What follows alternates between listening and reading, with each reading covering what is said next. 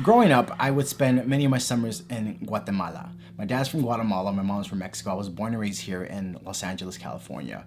Now, the reason why I would go to Guatemala is because I just had a better relationship with my family there, you can say. Also, I studied music over there for 3 summers in a row consecutively, and I would spend it in Guatemala City. Now, with that being said, I would visit my grandparents, and where they're from, Flores Costa Cuca, which is in the middle of nowhere, 4 hours away from the capital, Guatemala City. And I got to hear and experience some dope, scary legends. This video will be based more on the Guatemalan urban legends or the scary legends, right? If you want me to touch other countries or a whole region of Latin America when it comes to scary legends, let me know down in the comment section below.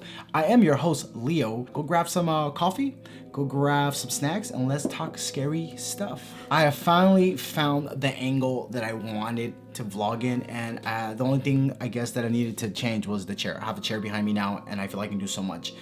This feels good. Let's talk about scary stuff. Oh, I love coffee so much. I will tell you this, that Guatemala City is a beautiful place.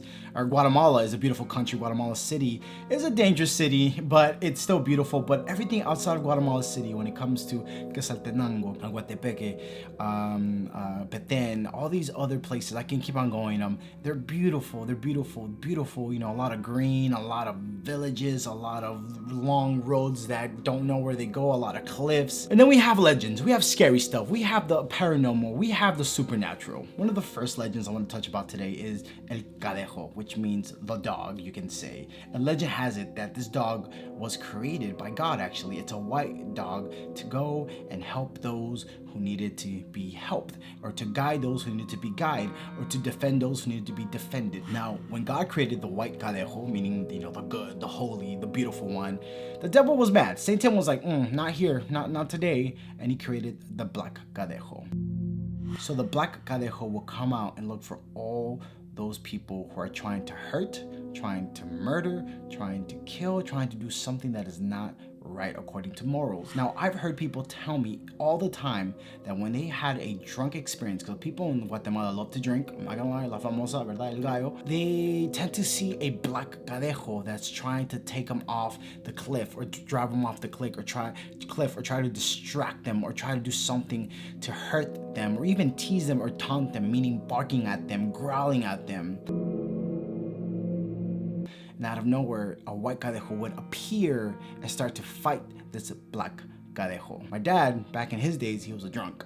You know, God bless him, he's a pastor now. You know, before he was a healer, he was a killer and a drinker. But he said that he would encounter El Cadejo every night when he would leave the bar drunk, or he would leave the homie's house drunk, or when he would leave his home drunk. But eventually, he said, the white Cadejo would come and defend him.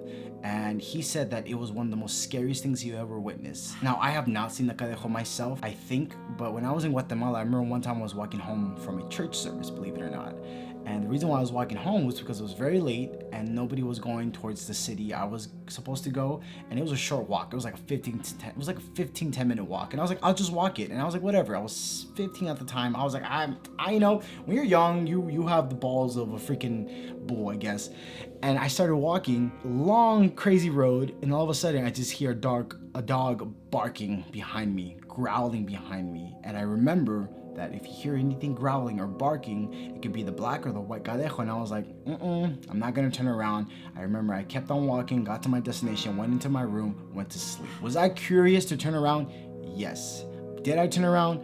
No. But something deep inside of me tells me that was probably the Cadejo trying to tease me, taunt me, torture me, torment me, or even try to confuse me. El Cadejo is such a profound thing that even kids know about this. They know about this because they're told that, you know, if you don't behave well, El Cadejo will come, the black dog will come, the black Cadejo will come and eat you and take you to hell because you're a bad boy, a bad girl. And then there's the other side where, like, hey, if something bad is happening, the white Cadejo might come and defend you, because the white Cadejo was created by God because he wanted for there to be a companion here on earth for us to be defended by and protected by. This is why the whole aspect as well of a dog is a man's best friend. I'm a cat person, I don't know. Is a man's best friend? You know what I'm trying to say. Now, that first story probably wasn't as scary, but I'm gonna touch on this one called La Yorona. Hollywood has tried to capitalize on this legend, and One movie was really bad. Another movie was really good. There's a Shudder movie called La Yorona. I suggest you go watch it. It is really beautiful. It's a different take of the legend that I'm about to tell you, but I think it's a really beautiful story. It's scary. A beautiful, scary story. But the one I'm about to tell you, the actual legend or one of the legends or one of the myths of La Yorona, it's not scary. It's actually sad. So legend has it that there was this beautiful lady that fell in love with this Spanish, I guess, conquistador, or the Spanish person that came to visit Central America or came to visit Guatemala. They had kids, and the Spanish guy was like, yo, I'm dipping out for a bit. I have to go do some work. Dips out. She turns out to be pregnant, right? Has a kid. Guy comes back. Oh my gosh, I have a kid. Gets her pregnant again. Second kid, dips out. So a couple of years go by without her seeing him, or she doesn't see him, or he just left, bro. He was like, I'm out. No child support. Spanish guy comes back. Turns out he's remarried with a beautiful wife and has kids as well. And he tells this lady that he left in Guatemala. Give me my kids, I will leave you alone, and we're done. Out of spite and rage, she goes to the nearest river, drowns her kids, and she kills them. Because, drowning. Turns out that God was so upset with her that God said, you will forever look for your children on this earth. Until you find them, you'll be able to enter heaven. Turns out, kids are dead. She will never find them. So to this day, she goes around the city, the villages, looking for her kid, yelling, "Ay, mis hijos."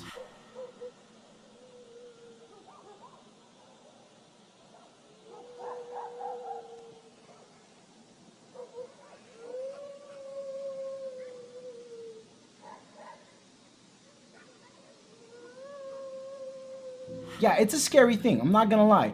I actually have had an encounter with La Yorona when I was in Guatemala with my cousin Charlie. Charlie, if you're watching this, I love you. It was late one night. I woke up to drink water. If you don't know about the coastline, what is Guatepeque and all that stuff, or San Marcos, it's really humid in Guatemala. Like, it's humid because it's tropical weather. So, when it gets humid, what do? You drink a lot of water. So I remember one time I woke up late at night to get some water, opened the fridge, I opened this water. Normally they recycle their bottles, so you get like a Coke bottle, like a 2-liter Coke bottle, and they just fill it up with water and they put it in the fridge, and it's like, it tastes like heaven when you're freaking dehydrated because of the humidity. You're just go, go, go, go. So I opened the fridge, I started drinking this water, and all of a sudden I hear some screaming from far away. Now, I'm not gonna lie, when you live or you spend time in Central America, you hear animals, you hear creatures, screaming, yelling, mating, I don't know. You just hear a lot of animals, a lot of stuff happening around you, and you kind of get used to it. So I heard some screaming and I was like, oh, it's nothing. And I started drinking my water. There's a part of the legend that says that when she appears to you, she's not gonna appear to you physically first. You're gonna hear her screaming and yelling for her kids, or just a very loud screech. So the legend says that if you hear the screaming from far away, that means she's very close to you. But if you hear the legend up close, that means she's far away. If you hear the screaming up close, she is far away. I heard something far away and I was like, oh, it's an animal, it's a cat, it's a dog. But then all of a sudden I remembered this part of the legend, that if you hear the screams in a distance, that means she is close. I got scared. I dropped the water. I ran to my room. Me and my cousin were sharing the room. We had different beds, and I just go on his bed. And I'm like, Charlie, La Yorona, La Llorona. And he's like, what? And we started hearing this scream just get closer, or further, you can say, because even Charlie was like, who's screaming? The thing is that we were so scared. We went to our one of the wardrobes we had there, and we kind of just fell asleep in there. The next morning we wake up and we told our parents, or I told my dad and he told his dad, or my uncle, and they just laughed at us because they're like, well, y'all know what you were getting yourself into. The fact that people in these villages have accepted these demonic entities, these supernatural legends, these supernatural monsters, to the point they're like, it's part of their culture. Like, oh, well, whatever, she didn't catch you, you live on, you live to tell the tale. That is crazy. Scary stuff. Yeah, La Llorona is one of the most common urban legends, scary legends, that is all over through Central America. I'm not sure much about South America. When I visited South America, I didn't hear much about La Llorona down there, but I know in Central America, and what is Mexico, Guatemala, El Salvador, Honduras, I heard so many retellings of La Llorona, but it's almost all the same thing, about a lady looking for her kids, and she's going through all the cities looking for her kids, and if she finds you, she will take you to hell, or she'll sacrifice you to see if she can get into heaven. Crazy story, man. Ama! Mom! What the heck?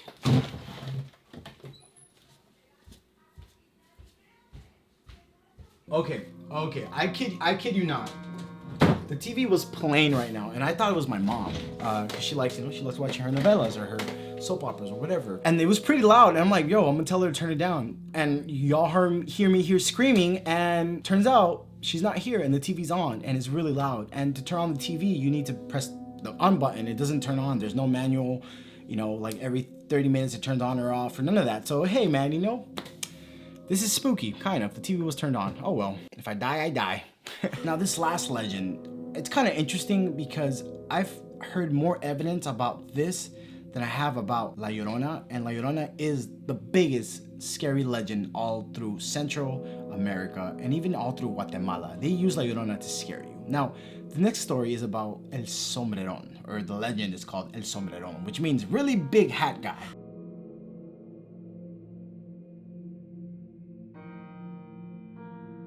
Now, the legend is about this dude that he's a mule coal-carrying guy. He's very short, wears an oversized sombrero. He has big boots dressed in black, and he loves to court young virgins, young female virgins. He will have no success in LA, just saying.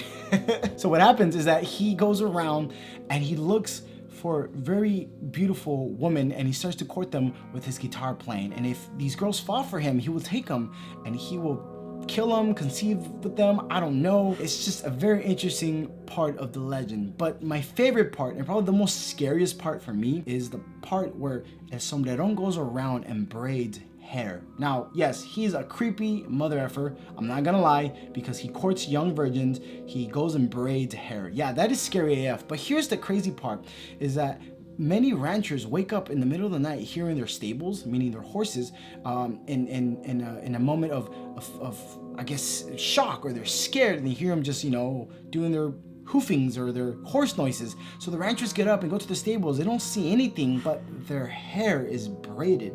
The horse's hair is braided. The whole stable has their hair braided. Vemos que la yegua aquí tiene aquí como hecho trenza, como que estuviera peinada. Pero como podemos ver, así está, ¿no?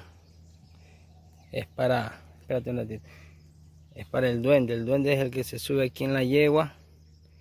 Y es el duende que la peina así. ¿Sí que flaco? Crazy, right? Now, I remember when I was in Guatemala, one of the pastors would tell me that when he was a young kid, his dad was a horse breeder. Now, with this being said, he said that he will wake up in the morning to go feed the horses because it was his chores, and he will find their hair braided, and he'll go get his dad, and his dad will come back and he'll be frustrated because the hair will be braided so tight and so perfect that you couldn't unbraid it. So the dad had to cut the hair of the horses so it can regrow. That is crazy. The legend also says that he goes around braiding any kind of hair, and sometimes dogs will have their hair braided, and sometimes young girls will wake up with their hair braided in the morning, and the mom will be like, oh, your hair is so nice, who did it? And the young girl would be like, El Sombrero, and they're like, oh my gosh, you've been touched by the demonic demon, let's cut your hair. And they'll go, bring spears on the girl. I think that is very crazy. If anything, it's kind of gross that this old man or this dude is touching you. And he's considered part of the duende family, which I will touch on another video about that. Duende means gnomes, kind of like elves, you can say, but these are like demonic, satanic elves that will eat you alive and skin you and sacrifice you to their gods or whatever it is. I am afraid of these gnomes, all right?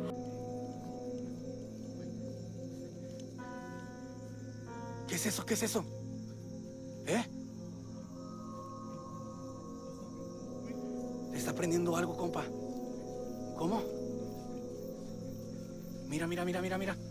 ¿Qué es eso? ¿Qué es eso? ¿Qué es eso? Mira. ¿Qué es eso, güey? Have you experienced any of these 3 urban legends, or seen them, or do you have your own telling about El Cadejo, La Yorona, or El Sombrerón?